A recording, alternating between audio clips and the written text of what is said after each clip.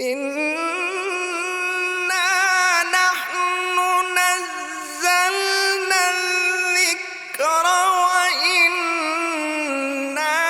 له لحافظون۔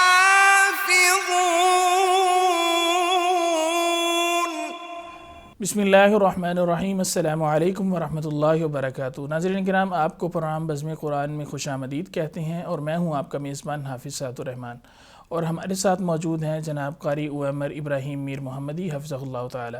ناظرین کرام، جیسا کہ آپ جانتے ہیں کہ اس سیریز میں پچھلے دو پروگرام جو ہوئے تھے، دو ایپیسوڈز جو تھے، ان کے اندر ہم نے امام ابن کثیر رحمہ اللہ اور ان کے دو شاگرد بزی اور قنبل، ان کے بارے میں آپ کے سامنے ذکر فرمایا تھا، ان کی سیر و سوانح آپ کے سامنے رکھے تھے۔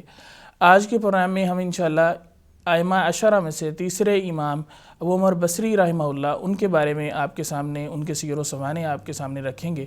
تو قاری صاحب کی طرف چلتے ہیں اور اپنی گفتگو کا آغاز کرتے ہیں۔ قاری صاحب کیسے ہیں آپ؟ الحمدللہ، اللہ کا شکر ہے۔ قاری صاحب آپ کی تشریف آوری کا بہت شکریہ۔ بارک اللہ فیکم۔ قاری صاحب، چونکہ ہم ہمیشہ نام و نسب سے شروع کرتے ہیں، جو ذاتی زندگی ہے ائمہ کی اس سے شروع کرتے ہیں، تو حسب سابق آپ سب سے پہلے امام ابو عمر بصری رحمہ اللہ کا نام اور نسب جو ہے وہ ذکر فرما دیں۔ بارک اللہ فیکم۔ الحمدللہ الذی اکرمنا بالاسلام وانعم علینا بنعمت الایمان وشرفنا بحمل القرآن، اما بعد۔ نبی اکرم صلی اللہ علیہ وسلم کا فرمان ہے، خیرکم من تعلم القرآن وعلمہ۔ تم میں بہترین وہ ہے جو قرآن مجید پڑھتا ہے، پڑھ لیا ہے تو آگے پڑھانے لگ جاتا ہے۔ یہ بہتری سے بہترین کا درجہ پانے والوں میں قرۂ عشرہ کا نام سب سے نمایاں ہمیں نظر آتا ہے۔ انہی میں سے آج ہم نے تیسرے امام ابو عمر زبان بن علا بصری رحمۃ اللہ علیہ کے سوانح حیات آج ہم بیان کرنا چاہ رہے ہیں۔ تو ہم نام و نسب سے ہم آغاز کرتے ہیں۔ آپ کی کنیت ابو عمر ہے اور آپ کا نام زبان بن علا بن عمار بن عریان ہے۔ صحیح۔ آپ کے اگر سلسلہ نسب کو دیکھا جائے تو الیاس بن مضر پہ جا کر آپ کا سلسلہ نسب نبی اکرم صلی اللہ علیہ وسلم کے ساتھ مل جاتا ہے۔ صحیح۔ دوسری بات، آپ دادیال کی طرف سے قبیلہ بنو تمیم کی شاخ بنو مازن سے تعلق رکھتے ہیں، اس لیے آپ کو تمیمی بھی کہا جاتا ہے اور المازنی بھی کہا جاتا ہے۔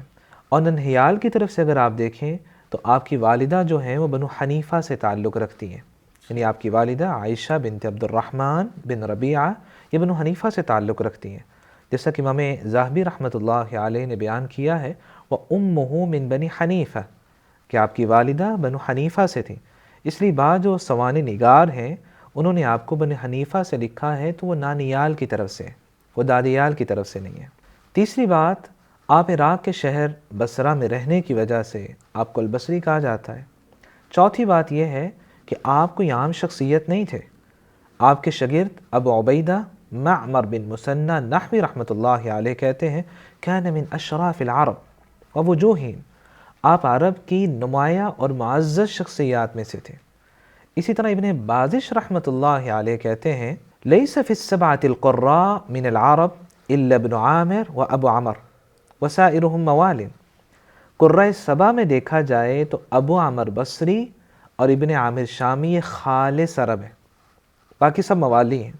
موالی کیسے ہیں کہ ان کا جو نسب نامہ ہے وہ عربوں کے ساتھ نہیں ملتا، صحیح۔ یعنی ہجرت کر کے وہاں چلے گئے، ان کے آباء و اجداد، اور وہیں جا کے انہوں نے زندگی گزاری تو انہیں بھی عربی زبان آ گئی اور انہیں کی طرح طور طریقے اور رہنا سہنا شروع ہو گئے، تو گئے وہ عربوں کے ساتھ مل گئے، اصل عربی نہیں ہے۔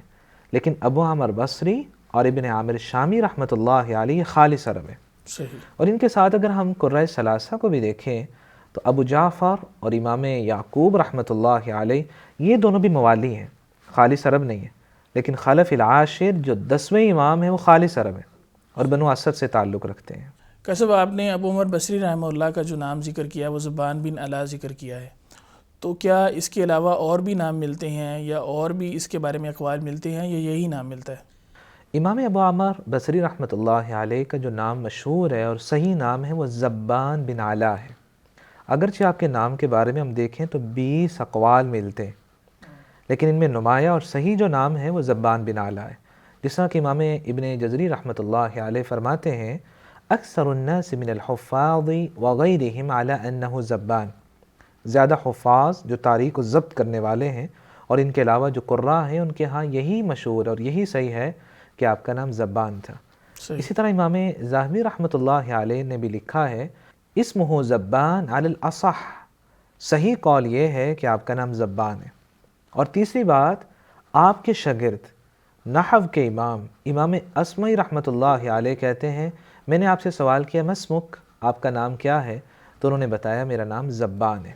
لیکن اس کے باوجود ہمیں یاد رہنا چاہیے کہ زبان بن علا رحمۃ اللہ علیہ اپنے نام سے نہیں اپنی کنیت سے مشہور تھے۔ صحیح۔ اس لیے بعض اوقات آپ کے شاگردوں نے جب آپ سے آپ کے نام کے بارے میں پوچھا تو آپ نے آگے سے اپنی کنیت ہی بتائی، اور پھر آپ کی ہیبت اور رعب کی وجہ سے دوبارہ آپ سے سوال نہیں کیا گیا۔ جس طرح کہ عرب کے شاعر ابو فراس فرزدق کہتے ہیں میں نے آپ سے سوال کیا آپ کا نام کیا ہے؟ تو آپ نے آگے سے کہا ابو عمر، اپنی کنیت بتائی۔ فلم اراجعہ لعظم ہیبتی، آپ کی ہیبت اور دبدبے کی وجہ سے میں دوبارہ آپ سے سوال نہیں کر سکا۔ اللہ اکبر۔ تو ابو عمر بصری رحمۃ اللہ علیہ جو ہے نا بلند قامت تھے، اور آپ ہیبت اور رعب دار شخصیت ہے کہ عبد الوارث بن سعید جو کہ آپ کے شاگرد بھی ہیں جی۔ وہ کہتے ہیں کان ابو عمر رجلا مہیبا قل ما يرد علیہ من ہیبتی، کہ ابو عامر بصری رحمۃ اللہ علیہ رعب دار شخصیت ہے، ہیبت دبدبا تھا آپ کی شخصیت کے اندر، بہت کم ہوتا تھا کوئی آپ سے سوال کرے اور دوبارہ وہ سوال کا تکرار کرے، آپ سے دوبارہ سوال کرے، تو ایک بار جو آپ جواب دے دیتے وہ خاموشی اختیار کیا کرتا تھا۔ کسب یہ تو ہو گیا آپ کا نام و نسب۔ اگر ہم ذاتی زندگی میں سب سے پہلے ولادت کی بات کریں تو آپ کی ولادت کب اور کہاں ہوئی؟ امام ابو عامر بصری رحمۃ اللہ علیہ کی ولادت مکہ میں ہوئی ہے، اور 68 ہجری میں آپ پیدا ہوئے۔ صحیح۔ اس وقت جو ہے خلافت امیہ، اور اس وقت جو خلیفہ تھا وہ عبد الملک بن مروان تھا۔ آپ نے پرورش جو ہے اور ساری زندگی جو ہے وہ بصرہ میں گزاری ہے، تو اس لیے آپ کو بصری کہا جاتا ہے، جبکہ آپ کی ولادت جو ہے وہ مکہ معظمہ میں ہے۔ آپ کی ولادت چونکہ مکہ مکرمہ میں ہوئی ہے تو آپ کا خاندانی پس منظر کیا تھا؟ آپ کی اولاد کے بارے میں بتائیے، یا آپ کا جو قبیلہ تھا اس کے بارے میں بتلائیے۔ امام ابو عامر بصری رحمۃ اللہ علیہ کے والد علاء بن عمار جو ہیں وہ غیر مشہور ہیں، زیادہ معروف نہیں ہیں، لیکن آپ کے جو دادا عمار بن عریان ہیں وہ بہت مشہور ہیں، صحیح۔ کیونکہ وہ سیدنا علی رضی اللہ تعالیٰ عنہ کے ساتھیوں میں سے تھے۔ وہ جنگ صفین میں سیدنا علی رضی اللہ تعالیٰ عنہ کے ساتھ شریک تھے، اور عالم بردار جن کے ہاتھ میں جھنڈا تھا ہاشم بن عتبہ بن ابی وقاص، جب یہ شہید ہو گئے تو انہوں نے ہی جھنڈا پکڑا تھا، صحیح۔ تو اس لیے عمار بن عریان جو ہیں یہ بہت مشہور ہیں۔ اور آپ کے بھائی؟ ابو عمر بصری رحمۃ اللہ علیہ کے 3 بھائی تھے، اور تینوں بھائیوں سے آپ علم و فضل میں بھی بڑے تھے، عمر میں بھی بڑے تھے، اور تینوں سے لمبی عمر آپ نے پائی ہے۔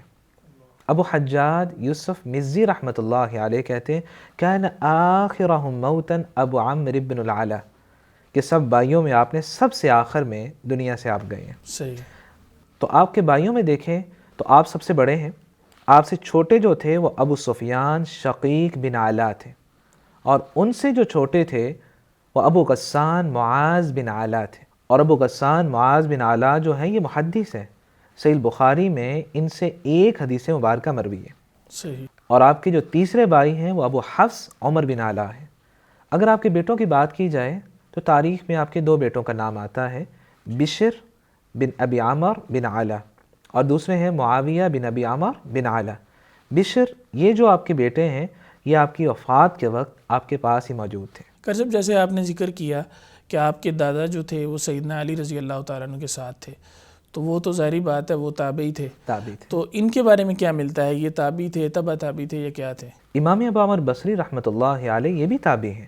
آپ کے شاگرد ابو عبیدہ معمر بن مثنى رحمۃ اللہ علیہ کہتے ہیں کان ابو عمر من التابعین رأى انس بن مالک وسمع منه، کہ ابو عمر بصری رحمۃ اللہ علیہ یہ تابعین میں سے ہیں۔ صحیح۔ آپ نے انس بن مالک رضی اللہ تعالیٰ عنہ کو دیکھا ہے اور ان سے احادیث کا سماع بھی کیا ہے۔ تو امام بیہقی رحمۃ اللہ علیہ سنن الکبریٰ کے اندر 2 احادیث لے کر آئے ہیں امام ابو عمر بصری رحمۃ اللہ علیہ سے، کہ انہوں نے ڈائریکٹ انس بن مالک رضی اللہ تعالیٰ عنہ سے سنا ہے۔ کیسب اگر ہم بات کریں امام ابو عمر بصری رحمہ اللہ کے مقام و مرتبہ کی قرات کے حوالے سے، کیونکہ ان کا تیسرا نام ہے ائمہ عشر میں سے، تو ان کا مقام و مرتبہ کیا ہے قراء کے ہاں؟ امام ابو عامر بصری رحمۃ اللہ علیہ آپ عادل، معتبر، متقی، پرہیزگار اور امور خیر پر خرچ کرنے والے تھے، صحیح. اور اپنے زمانے میں آپ 5 علوم میں تمام لوگوں پہ فائق تھے. اللہ اکبر. آپ کے شاگرد ابو عمر معمر بن مثنى رحمۃ اللہ علیہ کہتے ہیں كان اعلم الناس بالقرآن وبالعربیہ وایام العرب وایام الناس والشعر، کہ آپ 5 علوم میں اپنے زمانے میں تمام لوگوں پہ فائق نظر آتے تھے. صحیح. نمبر 1 قرات تھا، نمبر 2 عربی گرامر تھی، پھر انصاب تھا، عربوں کی تاریخ تھی، اور اشعار کہ پرانے جو شعراء ہیں ان کے قصیدے آپ نے زبانی یاد کیے ہوئے تھے اور اپنی عربی زبان اور عربی گرامر کے اندر بطور دلیل پیش کیا کرتے تھے. اسی طرح عرب کے شاعر غیلان بن عقبہ ذو الرمہ کہتے ہیں ما جلست الى ابی عامر بن العلا قط فقمت الا ومخلاتی مملوءۃ من العلم.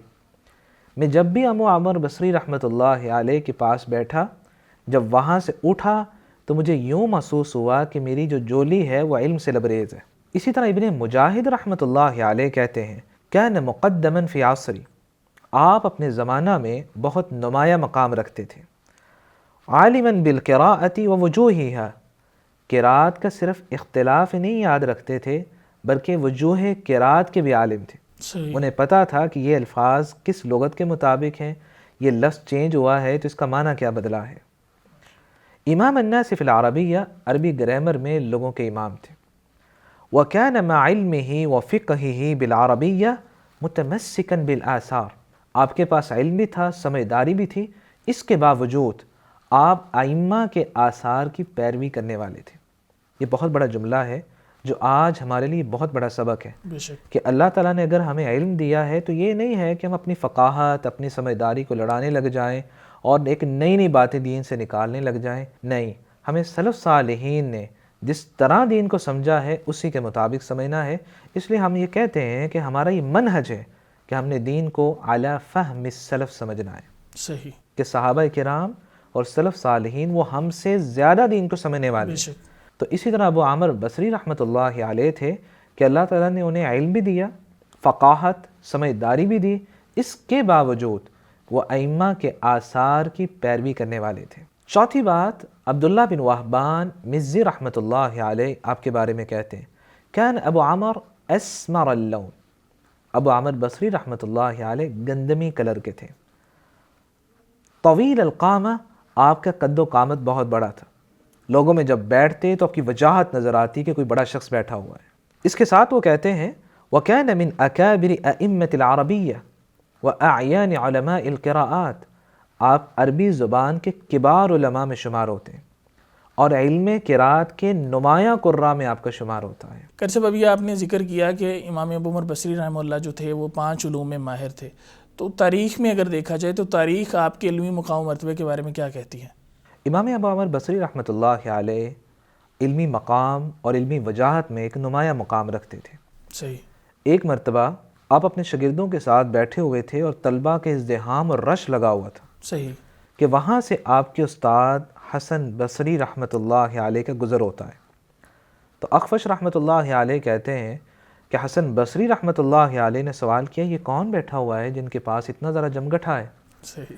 تو لوگوں نے بتایا ابو عامر بصری ہیں، یعنی آپ کے شاگردی بیٹھے ہوئے ہیں. آپ کے شاگرد بیٹھے تو آگے سے کہنے لگے لا الہ الا اللہ کانت العلماء ان تکون اربابا، لا الہ الا اللہ بطور تعجب پڑھا اور پھر کہنے لگے کہ قریب ہے کہ علماء جو ہے یہ تو ارباب سلطنت ہی بن جائیں، اللہ. یعنی کہیں یہ خلیفہ ہی نہ بن جائے.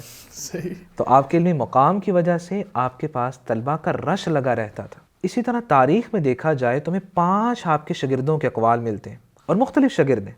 ہر کوئی یہ کہتا ہے کہ میں نے ابو عامر بصری جیسا شخص نہیں دیکھا، علمی مقام کی وجہ سے اور علمی گہرائی کی وجہ سے. اللہ. امام اسمعی رحمۃ اللہ علیہ کہتے ہیں لم تر عینای مثل ابی عامر بن العلا، میری آنکھوں نے ابو عامر بصری رحمۃ اللہ علیہ کی طرح دیکھا ہی نہیں ہے. اللہ. اور کہتے ہیں کنت اذا جلست الی خیر الی انی قد جلست الی بحر لا یدرک جانبہ، جب میں آپ کے پاس بیٹھا کرتا تھا تو مجھے یوں لگتا کہ میں کسی سمندر کے پاس بیٹھا ہوا ہوں جس کا کوئی کنارہ ہی نہیں ہے. سبحان اللہ. میں جو آپ سے سوال کرتا اس کا آپ کے پاس علم موجود ہوتا. اسی طرح آپ کے شاگردوں میں ابو فضل انصاری رحمۃ اللہ علیہ اور انہوں نے تو آپ کہیں حد ہی کر دی. وہ کہنے لگے لم تر عینای مثل ابی عمرو بن العلا، میری آنکھوں نے ابو عامر بصری رحمۃ اللہ علیہ کی طرح کوئی شخص نہیں دیکھا. وما باقطارها مثل ابی عمرو بن العلا، اس دور کی بات کر رہے ہیں کہ زمین کے اقطار و اکناف میں دیکھا جائے تو ابو عامر بصری رحمۃ اللہ علیہ کی طرح کوئی نہیں ہے. اللہ اکبر. وعاجزت النساء ان یلدن مثل ابی عمرو بن العلا، عورتیں عاجز آ گئی ہیں کہ اب دوبارہ کوئی ابو عامر بصری رحمۃ اللہ علیہ کی طرح آئے گا. اسی طرح ابو عامر شیبانی رحمۃ اللہ علیہ، یہ بھی آپ کے شاگرد ہیں. جی. وہ کہتے ہیں ما رأینا مثل ابی عمرو بن العلا، ہم نے تو ابو عامر بصری رحمۃ اللہ علیہ کی طرح کوئی دیکھا ہی نہیں ہے. اور سعید بن اوس رحمۃ اللہ علیہ، وہ بھی آپ کے شاگرد ہیں. جی. وہ بھی کہتے ہیں ما رأیت کابی عمر، میں نے ابو عامر بصری رحمۃ اللہ علیہ کی طرح نہیں دیکھا.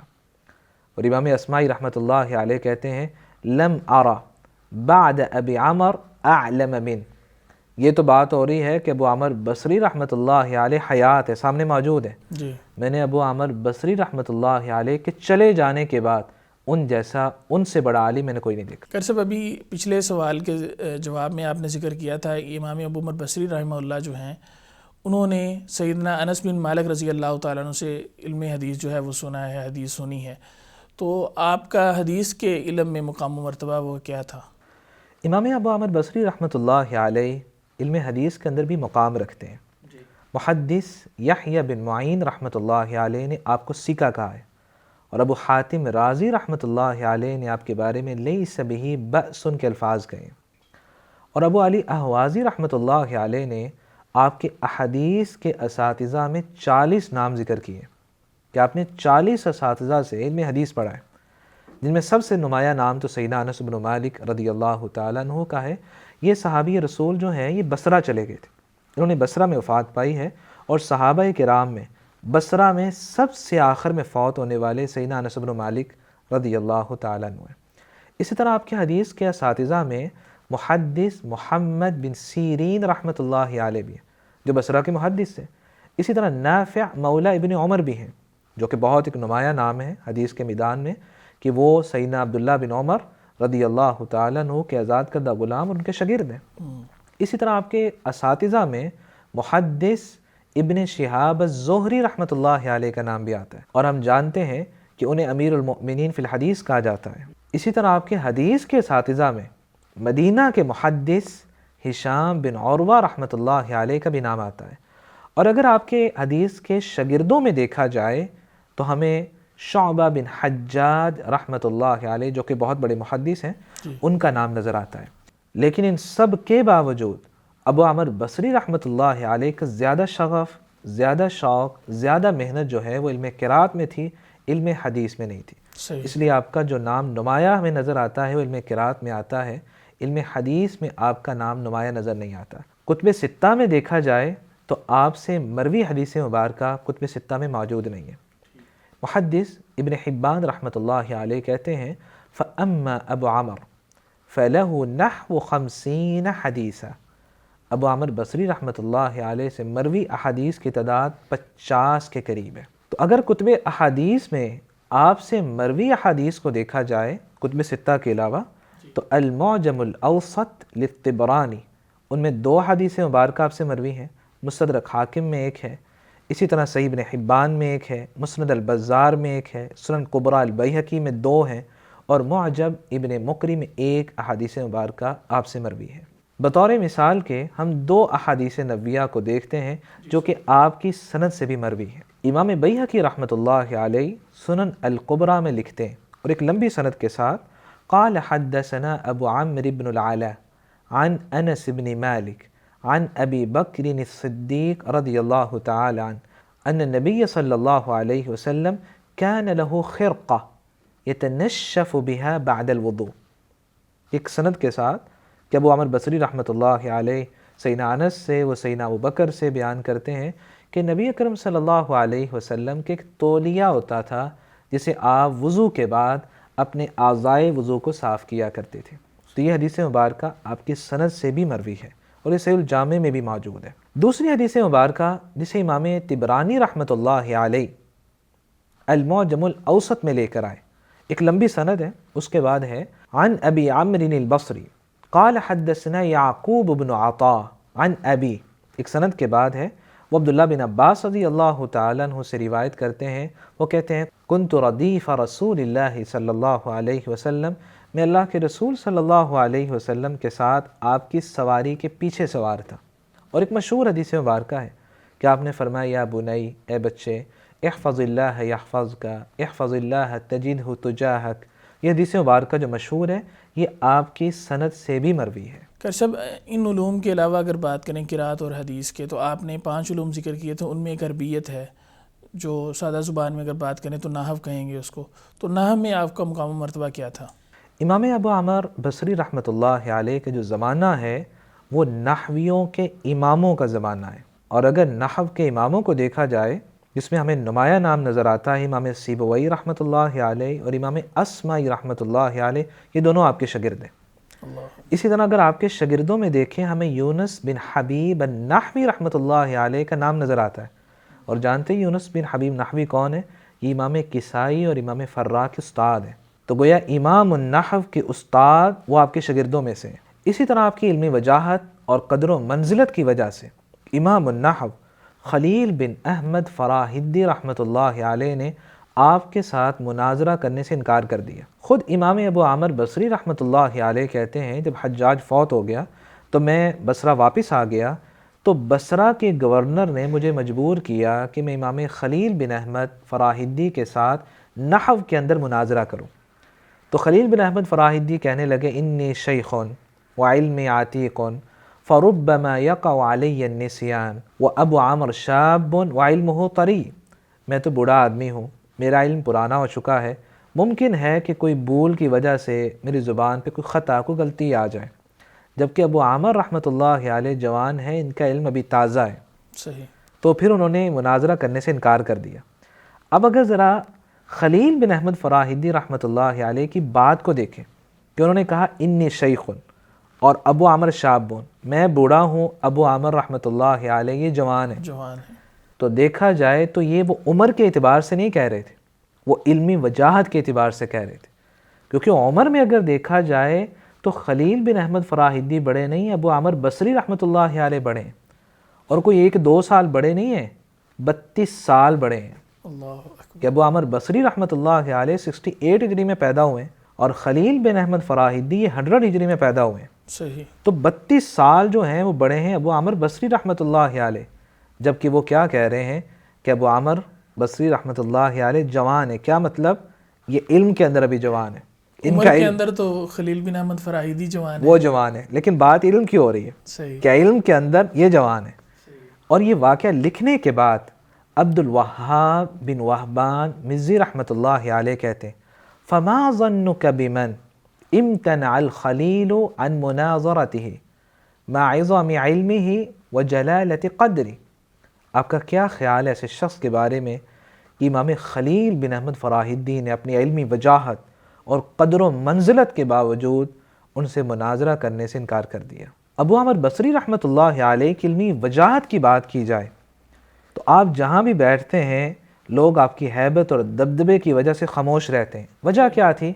کہ آپ ہر علم کی دلیل اپنے پاس رکھتے تھے، آپ ہزاروں اشعار اور قصیدوں کے حافظ تھے، اور عربی گرامر میں اسے بطور دلیل پیش کیا کرتے تھے۔ امام اصمعی رحمۃ اللہ علیہ کہتے ہیں جلست الی ابی عمرو بن العلا 10 حجج، میں 10 سال ابو عامر بصری رحمۃ اللہ علیہ کے مجلس میں بیٹھتا رہا ہوں، فلم اسمعہ یحتج ببیت اسلامی، میں نے ایک مرتبہ بھی نہیں دیکھا کہ وہ کسی اسلامی شعر سے دلیل لے رہے ہوں، گویا انہیں قدیم زمانہ جاہلیت کے جو کبار شعراء تھے ان کے قصیدے زبانی یاد تھے۔ اور امام اصمعی رحمۃ اللہ علیہ کہتے ہیں سألت ابا عمرو عن 1000 مسئلہ فأجابنی فیہا ب1000 حجہ، میں نے آپ سے 1000 سوال کیے اور آپ نے 1000 سوالوں کا جواب 1000 دلائل کے ساتھ دیے۔ تو آپ کی علمی پختگی کی وجہ کیا تھی؟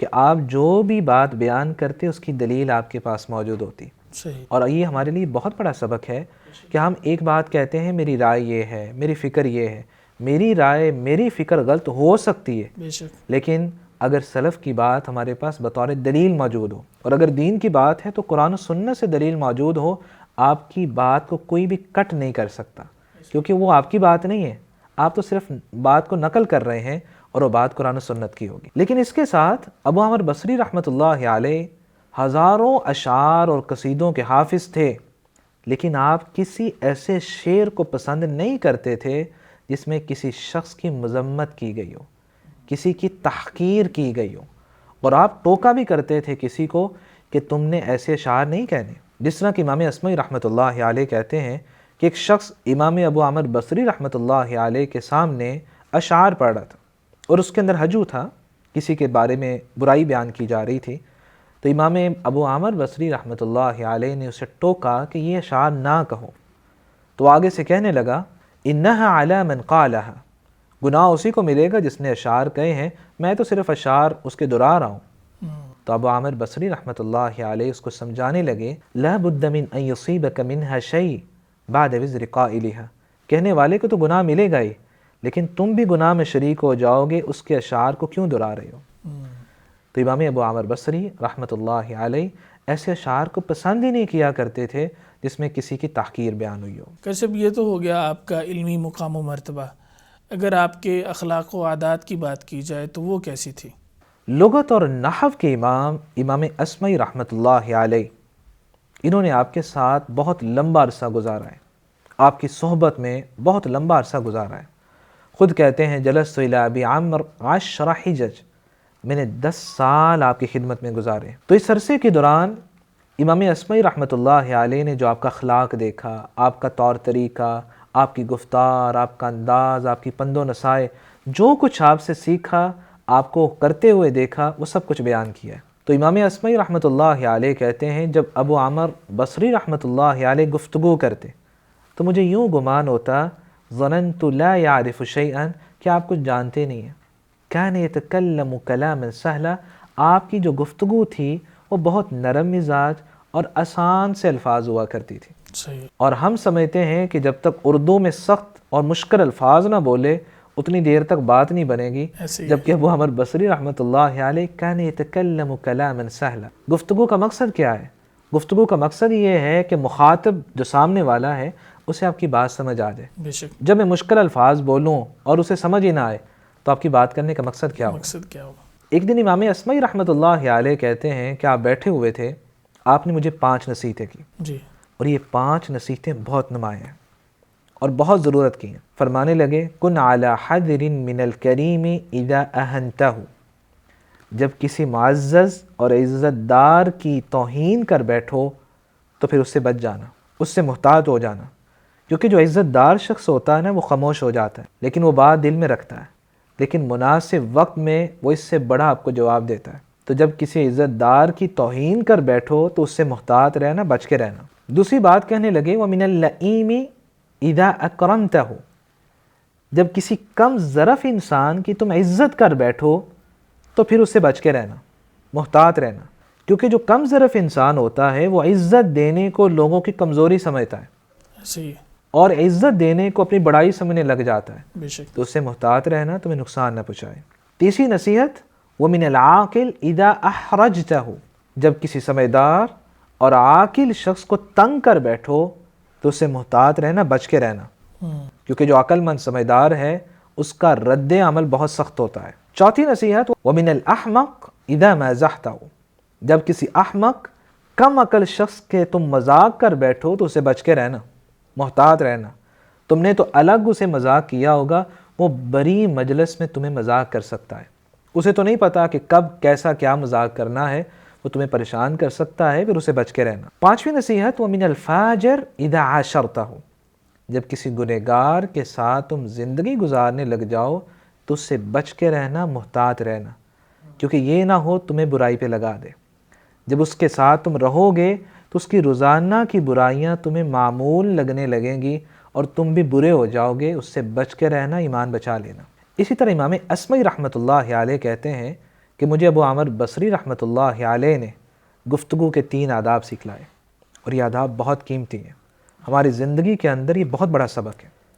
کیا فرمایا؟ لیس من الادب ان تجیب من لا یسألک، یہ کوئی ادب نہیں ہے کہ تم سے سوال نہ کیا جائے اور تم جواب دینے لگ جاؤ۔ میں کہوں میں بتاتا ہوں، آپ سے اگر سوال ہوا ہے آپ ضرور جواب دیں، اگر آپ سے سوال نہیں ہوا آپ کو جواب نہیں دینا چاہیے۔ او تسأل من لا یجیبک، یا تم کسی کو سوال کرو اور وہ تمہیں جواب ہی نہ دینا چاہے تو اس سے تم کیوں سوال کر رہے ہو۔ او تحدث من لا ینصت لک، یا تم کسی سے بات کرو اور وہ تمہارے لیے خاموش نہ ہو، وہ اپنے کاموں میں مشغول ہے، تم کیوں اس سے بات کر رہے ہو، اپنا وقت ضائع کر رہے ہو۔ اور یہی بات سیدنا عبداللہ بن مسعود رضی اللہ تعالیٰ عنہ فرمایا کرتے تھے، حدث الناس ما حدجوک بابصارہم، لوگوں سے تب بات کیا کرو جب وہ ٹک ٹکی باندھ کے تمہیں دیکھ رہے ہوں، پورے انہماک کے ساتھ تمہاری بات سن رہے ہوں۔ اگر تمہاری بات نہیں سننا چاہتے، اپنے کاموں میں مشغول ہے، تم کیوں اپنی انرجی ضائع کر رہے ہو اور اسے کچھ سنانا چاہتے ہو۔ اسی طرح امام اصمعی رحمۃ اللہ علیہ کہتے ہیں کہ آپ نے ایک حکیمانہ مجھے نصیحت کی، فرمایا خذ الخیر من اہلی، خیر جو ہے ہمیشہ اہل خیر سے لینا، نیکی جو ہے وہ ہمیشہ نیک لوگوں سے لینا، وہی تمہیں روشنی دے سکتے ہیں جن کے پاس روشنی ہوگی، وہی تمہیں خیر پہ چلا سکتے ہیں جو خود خیر پہ چل رہے ہوں گے۔ وَدَعِ الشَّرَّ لِأَهْلِ، برائی کو برے لوگوں کے لیے چھوڑ دینا، برے لوگوں کے طریقوں سے متاثر نہ ہونا، جہاں تم برائی دیکھو اس کی نقل اتارنے کی کوشش نہ کرنا، نہ اس میں الجھنا، نہ اسے اپنی زندگی کا حصہ بنانا، برائی ہے برے لوگوں کے لیے چھوڑ دینا، خیر کو اپنانے کی تم کوشش کرنا۔ اسی طرح امام اصمعی رحمۃ اللہ علیہ کہتے ہیں آپ نے مجھے یہ بھی نصیحت کی، ما تشاتم رجلان قط الا غلب الامہما، جب بھی دو لوگ لڑائی جھگڑا کرتے ہیں، گالی گلوچ کرتے ہیں، ان میں وہ شخص جیت جاتا ہے جو اخلاق میں پست ہوتا ہے۔ گالی میں جیت نہیں ہوتی، صرف اپنے اخلاق کی پستی کا اظہار ہوتا ہے۔ تم لڑائی سے دور ہو جانا، یہ نہ کہنا کہ یہاں چونکہ تو تکرار ہو رہا ہے تو میں نے جیت کے دکھانا ہے، تمہارے اخلاق کی پستی تو ظاہر ہو سکتی ہے، تم اس سے جیت نہیں سکتے۔ اسی طرح امام اصمعی رحمۃ اللہ علیہ کہتے ہیں آپ مجھے فرمانے لگے، من عرف فضل من فوقہ عرف من ذویہ، جو اپنے سے بلند مرتبہ لوگوں کی قدر کرتا ہے اس کی بھی قدر کی جاتی ہے، جو عزت کرتا ہے عزت کرواتا ہے، اور معاشرے کے اندر معتبر سمجھا جاتا ہے کہ یہ اپنے سے بڑوں کی عزت کرتا ہے۔ ومن جاہد جوہد، جو اپنے سے بلند مرتبہ لوگوں کا انکار کرتا ہے، ان کے علم و فضل کا، اس کا بھی انکار کیا جاتا ہے۔ اس لیے جو انسان کے بڑے ہیں علم میں، فضل میں، عمر میں، اس کا احترام کرو۔ فرمانے لگے ان لکل شیء ذؤابہ وذؤابۃ الشرف الادب، ہر چیز کی چوٹی ہوتی ہے، پہاڑ کی چوٹی ہے، کوئی بھی چیز ہے اس کی ایک بلندی ہے، تو شرف و مقام کی جو بلندی ہے وہ ادب ہے، تمہیں ادب و آداب آئے۔ وَإِنَّ لِكُلِّ شَيْءٍ عُرْوَةٍ، ہر چیز کا کوئی سہارا ہوتا ہے۔ وَعُرْوَةُ الْعِزِّ الْأَدَب، عزت و احترام کا جو سہارا ہے وہ ادب ہے۔ لوگ تمہارے شرف کو تبھی سمجھیں گے جب تمہارے اندر ادب ہوگا، لوگ تمہاری عزت و احترام تب کریں گے جب تمہارے اندر ادب ہوگا۔ جب انسان کے اندر ادب و احترام نہیں ہوتا، اسے چال ڈال، لوگوں کے ساتھ گفتگو، ملنے کا طریقہ نہیں آتا، اسے عہدہ مل بھی جائے وہ پھر بھی لوگوں کے سامنے بے وقت رہتا ہے۔ اور ساتھ ہی کہا کرتے کان یقال شخص بلا ادب کجسد بلا روح، امام ابو عامر بصری رحمۃ اللہ علیہ نصیحت کرتے ہوئے کہتے کہ جس شخص کے اندر ادب نہیں ہے وہ ایسے ہی ہے جیسے جسم بغیر روح کے، وہ بے فائدہ ہے۔ تو اس کے اندر ادب و آداب نہیں ہے، وہ بھی بے فائدہ زندگی گزار رہا ہوتا ہے، لوگوں کی نگاہوں میں کبھی عزت نہیں پاتا۔ امام ابو عامر بصری رحمۃ اللہ علیہ میں بہت زیادہ تواضع انکساری تھی، اللہ نے علم و فضل سے نوازا ہے تو انکساری کو نہیں چھوڑا کرتے تھے۔ امام اصمعی رحمۃ اللہ علیہ کہتے ہیں مجھے کہنے لگے انما نحن فی من بضا کبقل فی اصول نخل طوال، ہم سے پہلے جو لوگ گزر چکے ہیں، صحابہ کرام ہیں، سلف صالحین ہیں، ہم ان کے مقابلے میں ایسے ہی ہیں جیسے کھجور کا لمبا سا درخت ہو اور اس کے ارد گرد چھوٹی سی جڑی بوٹیاں اگ آئیں تو ہماری حیثیت تو وہ ہے۔ امام اصمعی رحمۃ اللہ علیہ کہتے ہیں ایک مرتبہ بیمار ہو گئے تو آپ کے ایک شاگرد آیا اور وہ کہنے لگا انی اسامرک اللیلہ، میں آپ کے ساتھ رات گزارنا چاہتا ہوں کیونکہ آپ بیمار ہیں، میں ذرا آپ کا خیال رکھوں گا۔ تو امام ابو عامر بصری رحمۃ اللہ علیہ نے کتنا اچھا جواب دیا، تو فرمانے لگے انت معافن وانا مبتلا، تم صحت مند ہو میں بیمار ہوں، والعافیہ لا تدعوک تسحر، اور جو صحت ہے یہ تمہیں جاگنے نہیں دے گی، والبلاء لا يدعنی انام، اور بیماری جو ہے یہ مجھے سونے نہیں دے گی، تم میرے ساتھ رات گزار کے کیا کرو گے؟ آخری بات جو امام اصبعی رحمۃ اللہ علیہ نے بیان کی ہے اور بڑی قیمتی ہے، ایک خلاصتاً بات ہے، جی فرمانے لگے وَأَحْسَنُ الْأَشْيَاءِ فِي ذَلِكُمْ أَن يُقْصَدَ إِلَىٰ إِيجَازِ الْكَلَامِ، سب سے بہترین بات یہ ہے کہ کلام میں اختصار کا تم قصد کرو، یہ نہیں ہے کہ بات چھوٹی ہے تم اسے اتنا بڑا لمبا کر کے بیان کرو، مختصر بات مختصر ہی رہنی چاہیے، جس طرح انسان مختصر بات کی طرف جاتا ہے لوگ اس کی بات کو سننا پسند کرتے ہیں، اور جب وہ ایک چھوٹی بات کو اتنا لمبا بنا کے پیش کرتا ہے لوگ کہتے ہیں اس کے پاس تو ٹائم ہوگا ہمارے پاس نہیں ہے، اٹھ کے چلے جاتے ہیں۔ قاری صاحب آپ کا بہت شکریہ۔ امام ابو عمر بصری رحمہ اللہ کی جو نصیحتیں ہیں یہ آج کے طالب علم کے لیے بھی یقیناً بہت فائدہ مند ہیں، اور ہم سب کو ان پر عمل کرنا چاہیے اور اپنانا چاہیے، یقیناً اس سے بہت فائدہ ہوگا۔ آپ کا بہت شکریہ۔ بارک اللہ فیک۔ ناظرین کرام، یہ تھے امام ابو عمر بصری رحمہ اللہ کہ جن کا علمی مقام و مرتبہ آپ کے سامنے ہم نے بیان فرمایا، اور امام ابو عمر بصری رحمہ اللہ کا علمی مقام و مرتبہ اور ان کی تاریخ بیان کرنے کے لیے ایک ایپیسوڈ جو ہے وہ ناکافی ہے۔ ہم انشاءاللہ اگلے ایپیسوڈ میں بھی ابو عمر بصری رحمہ اللہ کا مقام و مرتبہ اور ان کی تاریخ آپ کے سامنے ذکر کریں گے، کیونکہ قرات کا جو ان کا سفر ہے، ان کے اساتذہ اور ان کے شاگرد جو ہیں وہ اس پروگرام میں نہیں بیان ہو سکے، تو انشاءاللہ اگلے پروگرام میں ذکر کریں گے۔ آج کے لیے ہمیں اجازت دیجیے۔ السلام علیکم ورحمۃ اللہ وبرکاتہ۔